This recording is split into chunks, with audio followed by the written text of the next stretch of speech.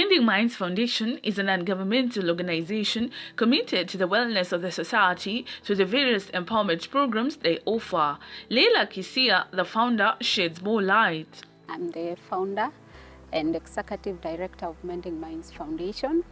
So what we technically do, we work with marginalized communities, organizations, with individuals, and also work closely with key stakeholders in communities to ensure that mental health is addressed in communities. We get the gaps and also just find a way on how to build sustainable solutions in communities. LEILA grew up in a small hometown in Eldoret, where I began actually I was born in Baringo. That was shocking when I grew up. I was asking my parents, what were you doing in Baringo, And they were there for work. My mom is a teacher or was a teacher, and my dad was a veterinary doctor. So that is why we were in Baringo for some time. We relocated to Eldoret. I was still a young girl. And by the time I realized I'm in Eldoret, I just see myself somewhere in a school, and I start noticing what's happening around. Then I went to, I changed schools, went to, to a boarding school, St. Anne's Girls Mumias. Went to Butere Girls. I've been doing business management with the European Business University. I've been tackling mental health as a subject with diverse international universities, King College universities, Glasgow universities, among many other. Because if you want to create awareness without the idea of what you're trying to do, it's hard to make impact. Mending Minds Foundation is a very close organization to my heart. This is a story that will change so many people, a story of pain, a story of rejection, a story of stigma, a story that came from a very close family member that affected the whole background of our family. So some years back, we had a distress call, and we were looking for the person, a close family member, for a while. And I remember I was the last person he visited. So he came where I was working then, and he told me, I'm unwell. I need to go to the hospital. I've been having severe headaches for a minute. Then I told him, go and let me know what happens. And he goes to the hospital, keeps me updated, and then I tell him, as usual, we will go home together, because I remember it was almost Christmas holidays as well. And he's like, yeah, we will.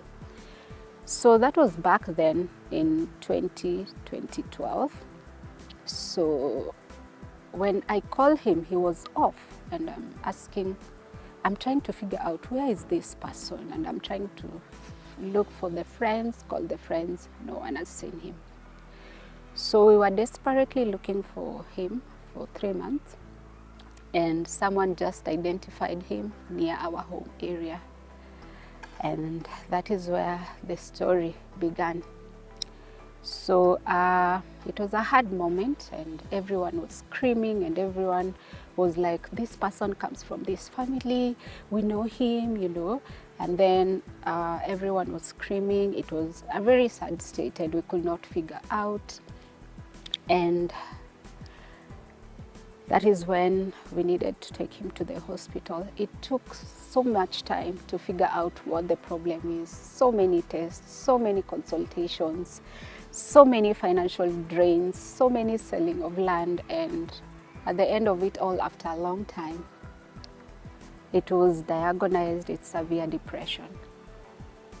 So it has been a journey, and it has always been a journey until on and off until 2017, when I also received another distress call from my mom, and that changed everything. Because I was like, why is this thing not ending. Why does it have a lot of stigma? Because you get some family members, some friends are like, you know, this family walirogwa, and so many things that really happened. So that is when I told myself, no one deserves to go through this. We can change the narrative. And sometimes you'll want to blame, you know, your relatives, people around you, but that's not it. They're not aware. Yeah. So that is when a thought came in my head after that specific call, because there was a relapse and we were trying to call, trying to see where they can seek support, calling everywhere. Somewhere unaambiwa, you need to pay 50,000 for this person to be admitted first. And it was a really hard time, and I was trying to make calls and not finding solutions. And that is when I told myself, something can be done before you reach this specific point. So that is why something came in my mind, and I started listing what could change the world based on the gaps I've seen, based on the challenges we've gone through, based on my mom as the caregiver then, you know, has gone through. And that was a turning point. I knew we needed awareness. I knew we needed capacity building. We needed to push for mental health access at every corner, at every community, you know. I knew that mental health at the workplace is critical, because the person was having a challenge at the workplace. The organization endeavors to create a safe haven for meaningful mental health conversations without fear or prejudice. What we technically do for activities, we develop mental health programs based on community needs. So the programs are developed at an angle where every key stakeholder is involved. You have seen what has been happening today. We need to get, you know, address and gaps from the key stakeholders, talk about the leaders, the area chiefs, MP, not MPs to be precise, are representations from leaders, and also just the Nyumba Kumi, everyone, key stakeholders, to collect the needs, or rather understand what they really want. Then we develop something out of there that is sustainable, to ensure that every community has a sustainable solution in terms of mental health, and any other needs that may be needed then can be extended to other partners if it's not in our scope. I'm a clinical psychologist. I work at Mathare National Teaching and Referral Hospital, where we attend to persons with mental health disorders and psychological disturbances. Mathare is a level 6, national level 6 facility that is mandated to offer specialized mental health services. LEILA approached our facility when she required a partnership to provide mental health services in the community. And we've had a very good working relationship. MENDING Minds has supported us with when we offer services to youth. We've been to youth in the universities, the Dan Kimathi University. We've been to Machakos University, and we partner with them. They support us in terms of providing the basics, maybe snacks and all that. But apart from that, we come in as specialists to provide specialist services on mental health to the youth. So we partnered with her because we want to provide communities mental health services.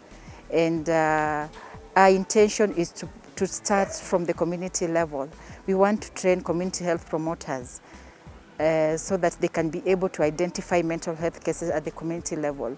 And we also want to provide services in the community in terms of stigma reduction, because we are focusing on promotive and preventive mental health services. So we'll be able to provide even free medical camps at the community level. I am a person who loves community. I love being involved in the community, working in the community, trying to make life better for everyone. I'm a work at the office of the MP, Honorable John K.J. Kerry. And where we are right now is Dagoretti South constituency, Waithaka ward. We have 5 wards in Dagoretti South, and this is one of them where we felt there was a need to build a safe space for the youth and for everybody. When you feel out there, the world has given you so much pressure, we give you a place to feel, to breathe. And as you can tell with the environment, it's different from out there. When the sun is shining out there too much, this is the place to be. I met LEILA at one of the community programs in Ngando Ward, which is also in Dagoretti South. We were doing the menstrual hygiene, and we had a conversation, and I told her, you know what, we have a safe space where you guys can come in. And I am happy. She heard my cry and she came here. So many minds will come in to bridge the gap between us trying to rehabilitate people and empowering them. So they have come at the right time and at the right space. Here, Mending Minds will come and once rehabilitation has done, like a teen mom comes in, we have spoken to her, she decides, okay, now I want to go to school. Then Mending Mind comes in. I mean, from just the name, we need to mend our minds so that we can be able to receive the next step. So they come in to give that mending the mind, and also they will offer scholarships. From childhood and adolescence through adulthood, mental health is an essential aspect of life, although drugs and substance abuse can be a threat to a healthy state of mind. We had something called, let me call it a baraza. So today we called key stakeholders to come and also address the gaps and the mental health struggles. And we had representations from different areas. We had the OCS, the MP's office. We also had Madare with us. We also had community representatives from the community health promoters to just have them to address what are the challenges and also just hear from them what kind of support do they need for different groups. So different people mentioned different groups, from drugs misuse, teen pregnancies. We have also had a conversation on how do we support the police force, or rather the leaders in the administration. And I think it's a really, really key area that we also need to look at to see how now we can move forward, maybe starting from different activities, or rather the key activity, which might be a seminar that they have really requested about. Why we settled here is because of so many cases of drug misuse. As you have heard, right now this space hosts 76 people who are reforming, right? So you find that they have spoken about the challenges of relapse, or some still coming while they're still high and such kind of things, and there's so many activities they're trying to engage, and there's a gap in that. And from what we have had today, drug abuse is the biggest issue in this area. And also there was a mention on suicide cases where it's really critical also to address that matter and be able also to have appropriate support. And that is what Mending Minds also does, because we have really taken serious extension in terms of suicide, because it's something that is hush-hush, and yet it's something that needs to be addressed. So all our professionals that we have been trained on our suicide prevention program to be able to support individuals in community appropriately, and also use appropriate tools to save a life. So that is why everywhere we go, we need them on board. In case of any case of struggle, someone is able to be supported. So in that case, if everyone is struggling, it's a complex topic. It's something that needs to be addressed. We will give you our email address down here, where you are able to seek support and get help. In sittings that we have, you might find someone struggling and they will share with you. So most of the time you find someone will tell you that I'm struggling with this and this, I've tried, I cannot do anything, I cannot work, I don't have a job. So it becomes something of a thought of how do you support this person for them to help themselves. So first of all, we start with assessment. If it's drug abuse with our other partners, major partners, maybe for specific areas, we also seek their support, because for us in crisis, it becomes a task. So that is why other key partners come in, like Madare, to ensure that we are able to support this person effectively. Because when we are on ground, it's hard to take care of a crisis. So that is when now we are able to know this person is struggling, with the help of our experts in different areas, to be able to support this person or ensure they get rehabilitation if need be. The organization has achieved great milestones with regards to their mental health programs. We've been able to engage masses of people in universities, in communities, in schools. We are having another upcoming event this month. We'll be in Dagoretti High, among other partners. And I feel like the world is opening up to these conversations. We've been able to reach different corporates.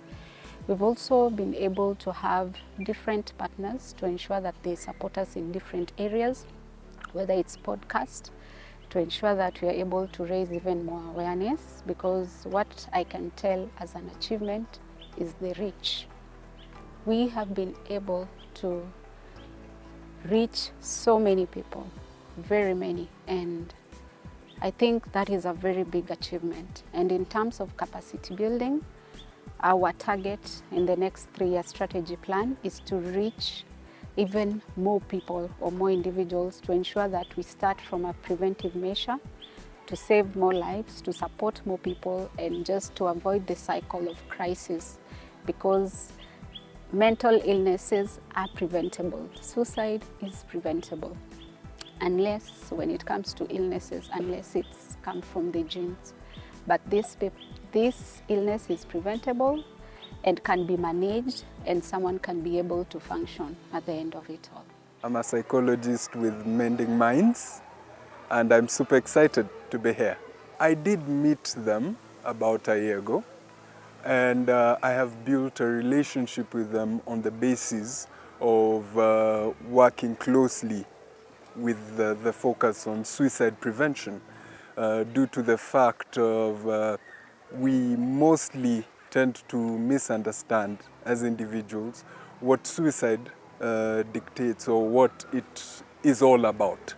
My passion grew in regards to spreading awareness for suicide as I joined Mending Minds. Our success is based on a key aspect of awareness as an intervention. Before we even get that deep, we need to understand the institutions that play a role in our lives. The school institution, the church institution, and also the home institution. We are affected totally differently from those places. So if we're able to give awareness from those specific points, knowing that in school, someone can undergo suicidal thoughts, someone can undergo suicidal intent, same as home.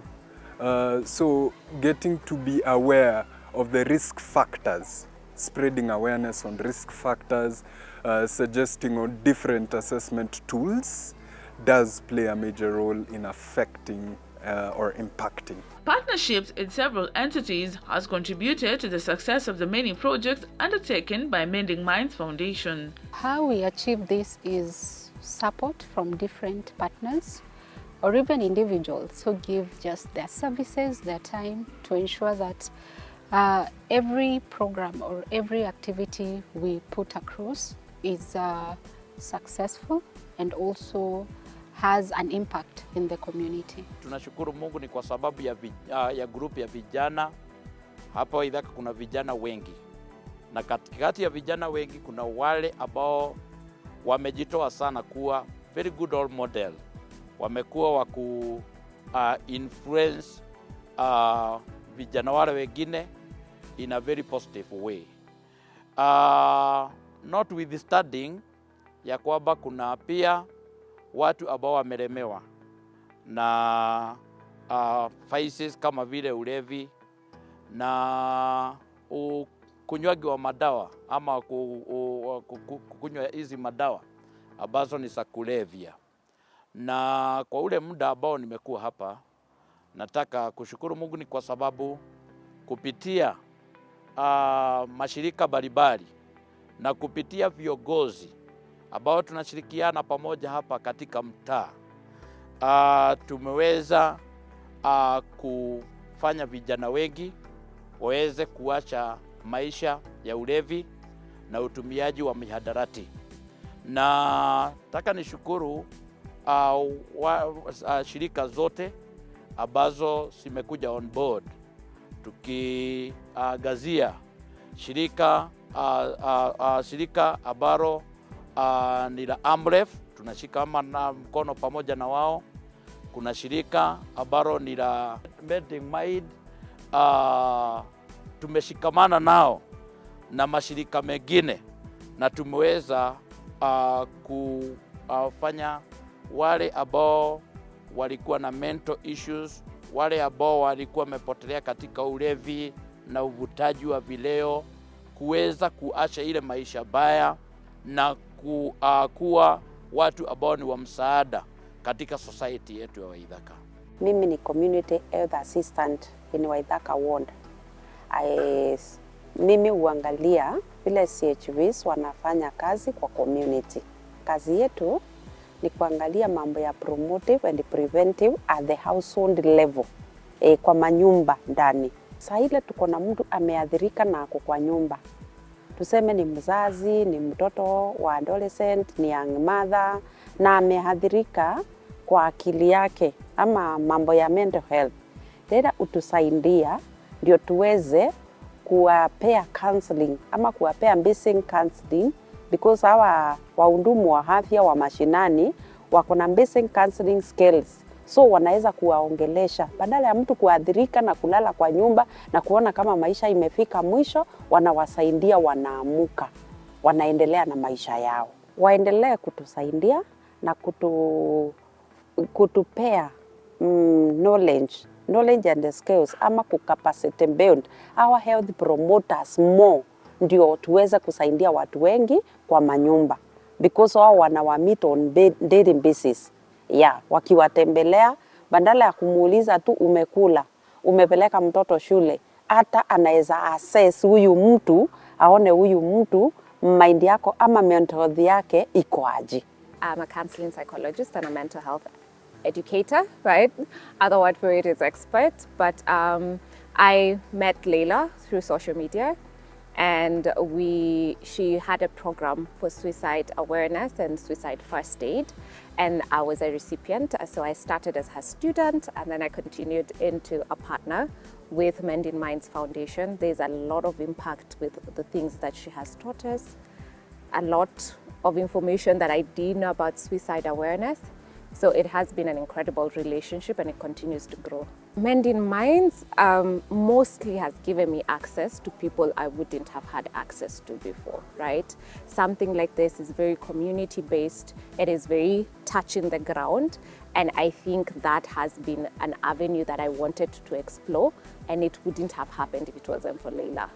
Even with the inevitable challenges, there is still hope for the future. The challenges that we have when engaging the communities, or rather when we want to do most activities in the communities, is funding. So funding for mental health has been a challenge, even as a country level.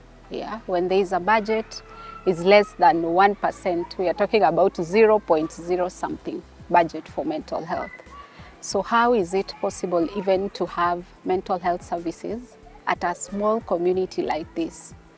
So those are just some of the challenges, and that is why call to action is having partners, even corporates, jumping in and being part of the process to make even a bigger impact. Because can you imagine if you have funding and you're able to put a clinic here and you're able to have mental health practitioners anytime, any day that you need? it can make a very big impact. In the next 10 or 20 years, we want Mending Minds to be in every community, every county, every ward, being represented by different people in that same community who have been built with capacity. We're foreseeing a community, a ward, a sub-county that has clinics, mental health clinics, mental health, psychologists, therapists, to take it from the down level to the upper level. So if we are present in communities, we can impact so many lives. And that is where we see ourselves in the next 20 years. We can all impart change in our own special ways while advocating for affordable and accessible mental health services. I want to thank all our partners, all individuals and my team who have been really consistent with supporting all our initiatives and also supporting every issue, supporting every engagement and being part of my story. I really appreciate, and may you be blessed, may you continue showing up, and may we make impact together. If you need support, if you need to take part on any of our activities, you can reach out to Mending Minds via all our social media. For Instagram, it's Mending Minds _foundation. For our Facebook, it's Mending Minds. Our LinkedIn, it's Mending Minds Foundation. Our Twitter, it's at Mending Minds ORG. We will be there to support you, and also for an email is info@mendingmindsfoundation.org. That's where you can reach us for you to get support. What I can say is life is hard, life is difficult. You might be going through a lot, but always remember there is always help. There is always people who are ready to support you. There is always people who still care. If you're on your verge of even suicidal thoughts, Mending Minds is here for you. We will give our contacts, we will give our links where you can get support. We are losing so many people, and this is a message of hope that you are worthy, we value you, and we are here for you.